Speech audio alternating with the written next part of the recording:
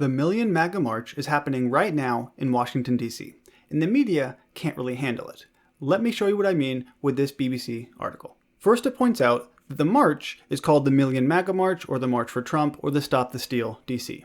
Essentially, it's a group of pro-Trump people who are gathering together because they feel that in some way, the election was not really fair to President Trump. Now, you can have your own opinions on that, and I'm fine with it.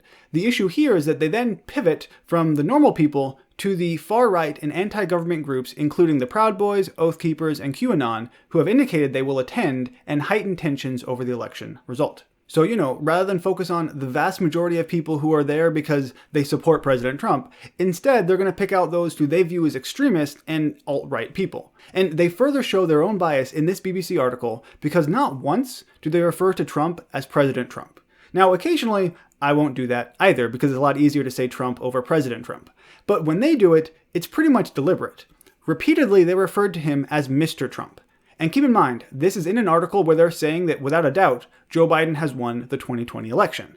So they are more than happy to accept that Joe Biden will be the president of the United States come next year. But they cannot accept the fact that President Trump is still in fact the president right now. That's kind of how it works. And it's amusing to me that they repeatedly say Mr. Trump as if that will somehow change something. Now, they're concerned about violence at this event, and as of the time of this recording at least, no violence has been reported. Hopefully that continues because no one wants there to be violence. But they also point out that it's an issue because of the coronavirus, which I generally actually agree with, but hear me out. They point out that this march is happening at the same time that we are having increasing rates of infection in the United States. I don't personally think it's the best idea to gather together in large groups of people, even if it's something you feel very strongly about. I felt this way essentially through the entire pandemic. You still have the right to do it because we do live in a free society, but I personally wouldn't have done it. Or at the very least, if I went, I'd be very careful. I'd make sure I had a mask, social distance, all of those things. The issue that I have is that once again, the media will bring up the pandemic, but only if it's something related to President Trump or the conservative side. Towards the beginning of the pandemic, we had these anti-lockdown protests. There were people who tended to be conservative but didn't have to be. They were upset about the fact that the government was telling them that they couldn't go out, live their lives, they couldn't go to work, they could virtually only stay home and do nothing. But the media told us that people like that were essentially going to kill everybody in the United States. That there would be super spreader events, and how dare they not care about the life of others. Then we had months of almost non-stop looting and rioting in major US cities, and that was acceptable because they were fighting against what they perceived to be racial injustice. And now we have pro-Trump rallies that once again are bad because they could be super spreader events. But the media ignores the fact that there have been a lot of people celebrating in the streets on behalf of Joe Biden, and that's completely fine. It shows once again the hypocrisy of the media. As long as it's something they agree with, they don't really have to cover it in the same way. And we already knew this. I'm not telling you anything new. It just, once again, it shows and it rears its ugly head. Now, one thing I do want to point out is this BBC article, as we've said, is very, very biased, but I was surprised because another article I looked at talking about the Million MAGA March comes from TMZ, and it was actually much more neutral, which kind of blew my mind. They rightfully point out that a lot of people are concerned about violence, and the violence is probably going to arise not from the pro-Trump rallies themselves, but because there are counter-demonstrations with anti-fascist and anti-racism groups, which are always a recipe for confrontations and violence. If you think back to the violent protests we've seen over the past several months, very, very few of them, if any, have been instigated and conducted only by pro-Trump individuals.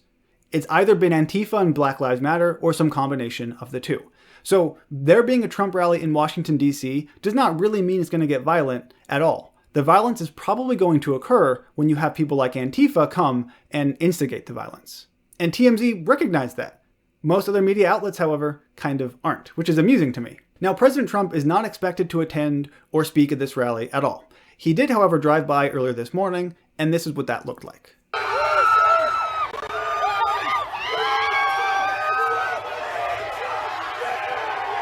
So as you can see, a lot of people were pretty excited about seeing the president, which, that's good for them. So to them, I suppose it was worth it to be part of this rally, even though it's probably a little bit cold.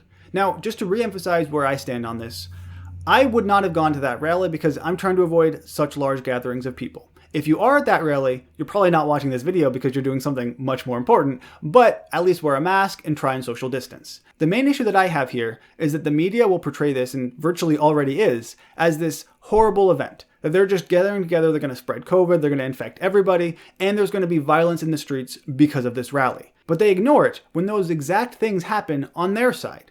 That's my issue here. So, if you want to get a good laugh, you can look at my sources and read this BBC article because it's pretty funny. It's extraordinarily biased. And I'm amused at how much more biased it is coming from BBC than even TMZ was. But go ahead and check them out and let me know what you think about this all in the comment section below. As always, thank you for watching, sharing, and subscribing, and I'll see you next time.